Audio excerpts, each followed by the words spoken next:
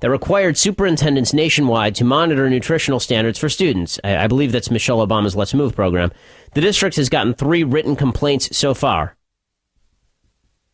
Instead of a cupcake, you wanted to bring cupcakes to your friends, right? It's little Jane's birthday. You wanted to bring cupcakes for little Janie and her friends? No, not so fast. That will make them fat. That one cupcake will make them fat. Because, hey, if everybody brought a cupcake a day, then they'd all be fat. If everybody brought a cupcake, if there are 365 birthdays, wouldn't we all just be giant fatzos? Now, I remember going to school when they didn't ban cupcakes. Not everybody brought cupcakes to school. In fact, it was maybe once a month, maximum, that somebody brought cupcakes to school. I don't remember all the kids getting super duper fat because of that. But Edmonds has decided the time has come to save the fat children. Save the whales. So instead of a cupcake, students will now get a pencil or a handmade card from their classmates. Woohoo! 2 Edmonds schools decided to start the ban last year on their own. Seattle is not planning to discuss it yet, but I guarantee you that it will end up on the table sometime in the near future. Because a government that knows best for you knows what you should eat. It knows what you should drink. It knows what you should say. And it knows how you should live. These stories are actually more important than we make them. We take them kind of lightly because obviously they're silly and they're annoying. But the idea that the idea that somebody's going to be punished for bringing cupcakes to school is so absurd. It's so beyond the pale.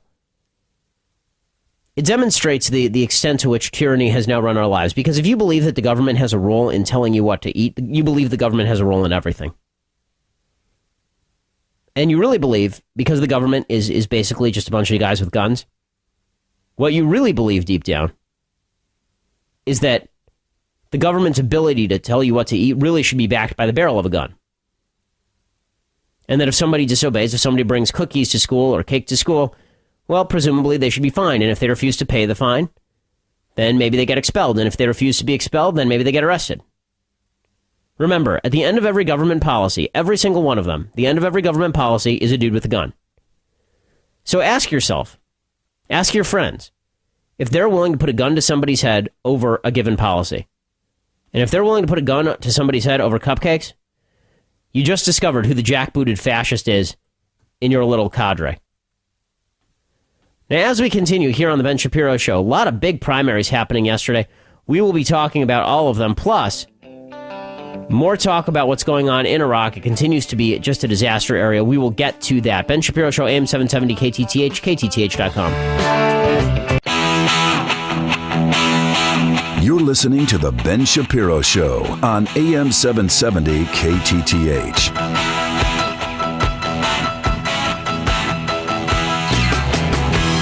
So the situation in Iraq has become just tons of fun. I mean, really, it's just, I can't imagine it getting that much more fun over in Iraq. But apparently everybody wants into the party. The Syrians have now started airstrikes in western Iraq, killing at least 50 people. They're trying to shore up the Iraqi armed forces. So let's get this straight, okay? We're going to start from the beginning. We invade Iraq. We take out Saddam Hussein. We put into place a coalition government. We occupy the country. Then Bashar Assad in Syria uses weapons of mass destruction on his own people. President Obama has drawn an idiotic red line suggesting that Assad will go if he in fact does that. We have been funding the rebels in that country. The rebels in that country are allied largely with the Iraqi government, meaning that with the Sunnis in the Iraqi government, not the Shia in the Iraqi government, with the Sunnis in the Iraqi government. In other words, they were allied, the rebels were allied with Saddam Hussein's old folks. And so now Bashar Assad, who is backed by Iran, is bombing on behalf of the Iraqi government that we put into place. He's now bombing the same forces that were allied with the people that we gave guns to. Did you get that straight? No? Because it's confusing and crazy? Yeah, welcome to the Middle East, gang, where everything is confusing and crazy. Bottom line is that nobody is really that wonderful over there, except for the folks that we had allied ourselves with in Iraq. And those are the very people who we are promising not to do anything for. So we continue to give money to the Syrian rebels who are fighting against Bashar Assad, who's fighting against allies of the people we gave guns to, who are now taking over Iraq to fight our other allies. Meanwhile, just to make things a little more interesting, Iran is sending drones across the border into Iraq to back the government that we also sort of back, but sort of don't. So on the one side, we've got ISIS, which is an evil, nasty, disgusting, horrifying terrorist group, allied with people who are fighting Bashar Assad, who we fund. And on the other side, we've got the Iranian government backing a government that we also fund. So this has worked out splendidly. Ever since we decided to pull out from Iraq, this has worked out just tremendously.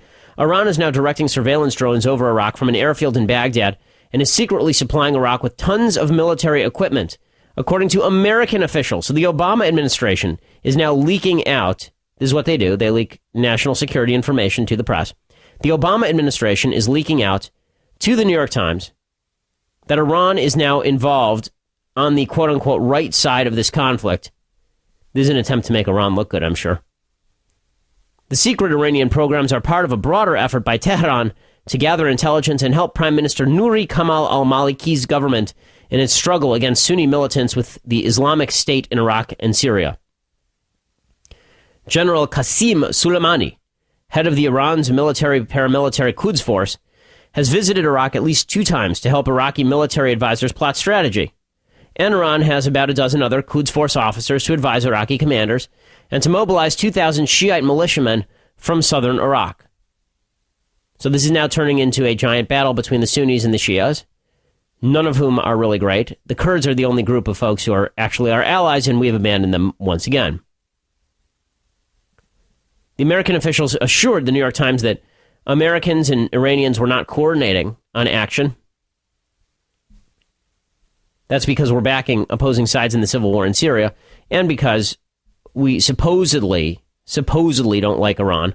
Although right now President Obama is trying to make overtures to one of the countries in the Middle East dedicated to the destruction of every Jew on the planet. The Iranians are playing in a big way in Iraq, said Senator Saxby Chambliss of Georgia. Senator John Kerry is over in Iraq. On Tuesday night, Kerry reviewed a number of pressing issues with Catherine Ashton, the foreign policy chief for the European Union, including Ukraine, and, quote, the grave security situation on the ground in Iraq. So John Kerry is saying a lot of stuff. There's so much stuff coming out of that dude's face. I mean, leave aside the fact that his face is in structural collapse. There's so much stuff coming out of that dude's face. It is almost impossible to keep track of how many things are coming out of John Kerry's head, because it's a disaster area. President Obama has no clue what the hell he's doing. I mean, really, this is incompetence, but it's incompetence driven by lack of caring. President Obama simply doesn't care what happens in Iraq. He feels like if we pull out there, good news. If we pull out in Syria, presumably quasi-good news. And listen to John Kerry yesterday talking about how he wants the Kurds to get involved. The Kurds, the one group of people in the country who have betrayed it twice. He wants them to jump back in the battle. Not Americans, Kurds. Government formation challenge is the central challenge that we face. In recent days, the security cooperation between the forces here in the Kurdish area have been really critical to helping to draw a line with respect to ISIL and also to provide some support to the Iraqi security forces. Today, John Kerry went out and he said that President Obama is deciding what needs to be done. We're deciding what needs to be done, and then we will do things involving decisions with things that need to be done, that have been done, and will be done. Thank you, John Kerry. Meanwhile, Republicans rightly pointing out that America's creation of a giant security vacuum in the Middle East has prepared the way for another 9/11. I'm not normally a huge Lindsey Graham fan, the senator from South Carolina, but Lindsey Graham on foreign policy is actually quite good. And he says, look, we are getting ready for more Americans to die because of this. I thought it was a good briefing, and my takeaways were that the ISIS is mounting an attempt to attack us abroad and at home. Americans. Yes, I mean, it's pretty clear that their agenda includes more than Iraq. They're going to go into Jordan unless someone stops them, and that's the last moderate voice in the Mideast. But the takeaway was that this group is very much interested in hitting America. Dick Cheney seconded that motion last night on national television. But I think there will be another attack. And the next time, I think it's likely to be far deadlier than the last one. You can just imagine what would happen if somebody could smuggle a nuclear device, put it in a shipping container, and drive it down the Beltway outside Washington, D.C. And, of course, Dick Cheney is exactly correct about that. ISIS, this is one of the great lies about what's happening in Iraq right now. People say, why are we fighting the Iraqis' battles? We're not. The Iraqis were fighting our battles. So when people say the same thing about Israel, why are we fighting Israel's battles? We're not. Israel is fighting our battles. The people who want to come here and kill us don't want to kill us because we're over in Iraq. Turns out they did kill us before we were in Iraq. They don't want to kill us because we supported Israel, because we haven't been supporting Israel, and it turns out they still want to kill us. They want to kill us because they want a global caliphate, and as soon as they can hit us, they will. So the question is what we are doing now making our enemies stronger or weaker? And if you really believe that cutting the Defense Department, removing U.S. troops from crucial areas, cutting support to any allies that we have in the middle, if you think that is the best strategy for weakening our enemies, then please explain how that works. Dick Cheney continued to go after President Obama and the Defense Department. He said, President Obama claims he decimated al-Qaeda. That ain't true. This isn't just about Iraq. One of the things we have going for us now, and going under these circumstances, not going for us, is that it's part of a much larger problem.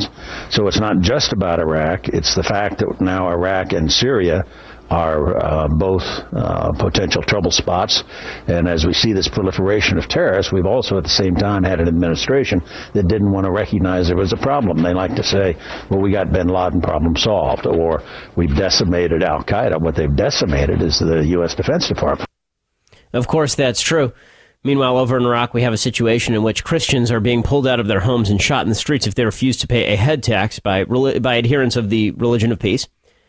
When I say that, by the way, I'm not implying that all Muslims are terrorists or that all Muslims are violent. What I am pointing out is the ridiculous, politically correct nonsense of singling out Islam as a religion of peace when the adherents of Islam are, by a pretty substantial margin, the people committing violence on the planet.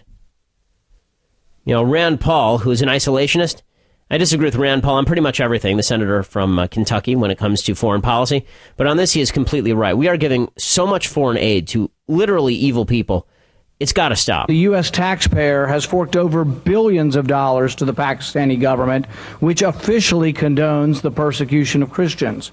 Many countries that receive U.S. foreign aid have laws that officially discriminate against Christians and women. Persecution of women is wrong.